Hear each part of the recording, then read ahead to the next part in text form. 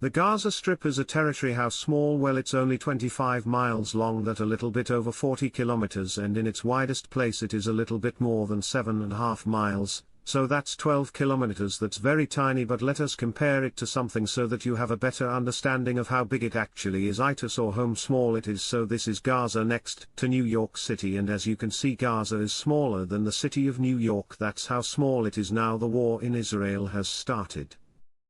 Since the war in Israel, the media has reported only one side of the story in Middle East. As such, we must establish some facts about Gaza. The Gaza Strip, a tiny territory. How small? Well, it's only 25 miles long, that's a little bit over 40 kilometers, and in its widest it's a little bit more than 7.5 miles. It's 12 kilometers, that's very tiny. If we compare Gaza to New York, Gaza is smaller than the city of New York. Hamas and many of the people of Gaza entered Israel and committed horrible crimes of war. Cities and villages were decimated by this brutal attack. A true genocide. No children, women were spared. After this horror, the Israeli army was able to make it down into the tunnels shafts where some of hostages were murdered. Hamas captured and took into Gaza 251 hostages. Meanwhile, Hamas militants fortified themselves within the taken territory and tried to expand, but Israeli arm IDF blocked their attempt and eliminated Hamas militants within a few days. The Israeli army took back the control of the taken territory. Israel went into Gaza with an objective. That was to eliminate Hamas. Most importantly, to get the hostages that were reported to be still alive back. Israel took control of the majority of the territory in Gaza. What the media is not saying is that Israel's army created a massive humanitarian area for civilian, a buffer zone of protection around Gaza. Israeli army created special security area, and now Israel took control of the so-called Philadelphia Corridor. A massive step to winning the war against Hamas. Before we explain the reason this piece of land is so critical, we want to show east-south corner of Gaza. Now you will understand why the Plaintina people shout to from the river to the sea.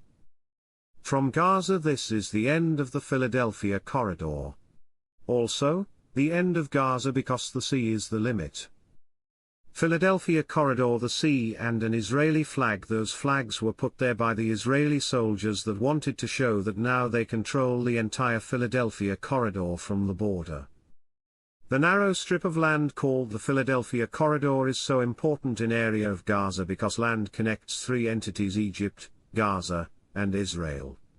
According to an agreement between Israel and Egypt, Egypt took control this territory.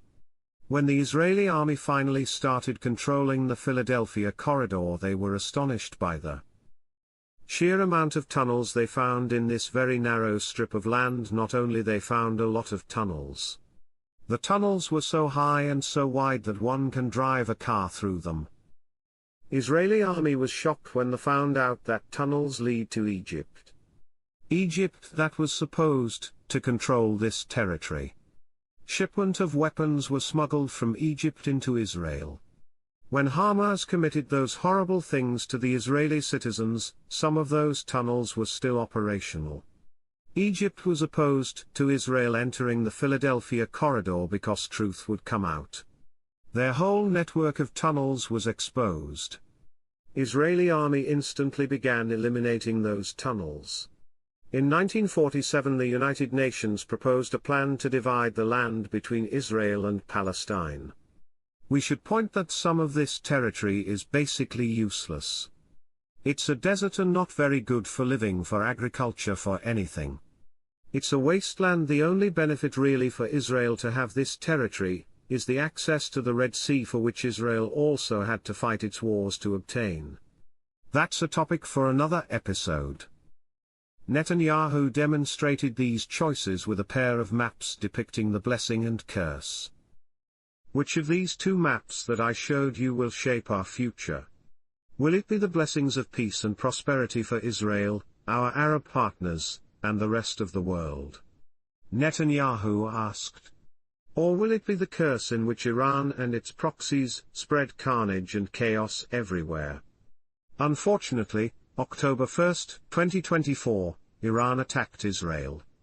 A massive 500 ballistic missile attack. But God will have the last word.